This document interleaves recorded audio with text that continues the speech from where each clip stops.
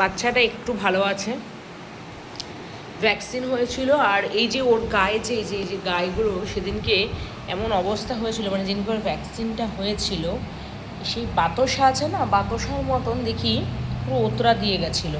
এবার আমরা খুব ভয় পেয়ে গেছিলাম, নেই মা কী হয়েছে এটা, মানে ভয় মানে বিশাল, সে ধারণার বাইরে। আর ও হচ্ছে আমাদের হচ্ছে প্রাণ। যারা আর কি ভিডিও দেখেছে সবাই বুঝতে পারবে যে ও কীভাবে থাকে বা কীভাবে চেষ্টা করি ভালোভাবে রাখার, কিন্তু জানি না, বাকিটা সব ঠাকুরের হাতে। এবার ওকে ওই দেখে না, ও বাচ্চা মানুষ তো বলতে পারে না। এবার হচ্ছে ও বোঝাচ্ছে, ঘরে না 5 মিনিট বসছে, 5 মিনিট দূরের কথা 1 মিনিটও বসছে না। এবার একবার এদিক একবার ওদিক করছে। এখন যদিও এটা বসে আছে ওর ডাঁটার জন্য, একটু মানে আছে, উইক আছে। এই ভ্যাকসিন হলে না ও 2-3 দিন এরকম থাকে।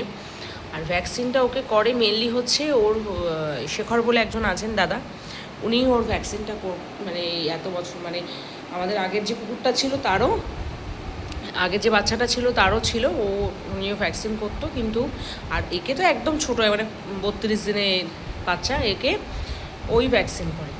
সেদিনকে কোনো কারণবশত হয়তো দাদা আসেনি, আমি যখন ফোন করলাম বলছে দিদি আজকে আসিনি আমি, বা কিছু করার নেই, 7 তারিখে ডেটই ছিল, ওখানে করাতেই হবে।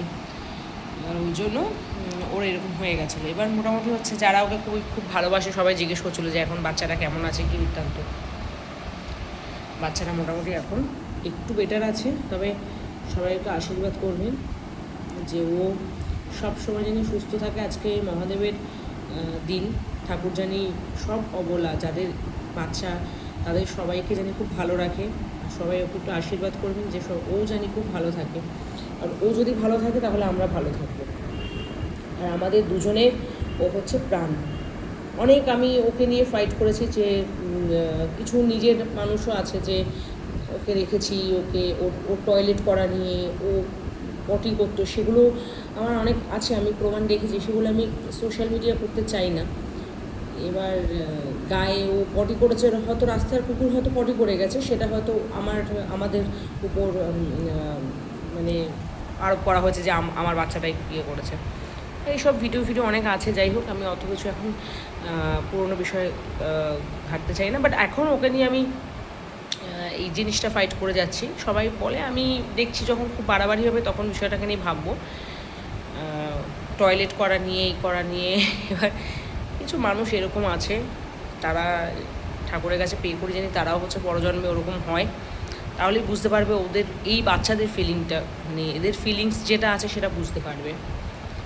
আর এ হচ্ছে আমাদের প্রাণবদী। আর আমার মাও ওকে খুব ভালোবাসে।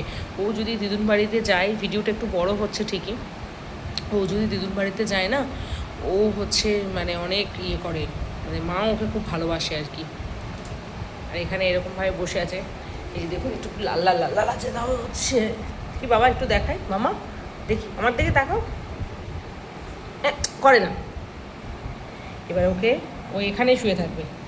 চলো আমরা ওদিকে যাই তো, চলো তো, চলো চলো, খাটে গিয়ে শুয়েছিল এতক্ষণ। চলো বাবান, চলো চলো চলো চলো। ওর ডাটা যতক্ষণ না আসবে না, ও বুঝতে পারবে, ঘড়ি ধরে বসে থাকবো, ডাটা যে চলে আসবে তখন আবার উঠে পড়বে, অসুবিধা করে না।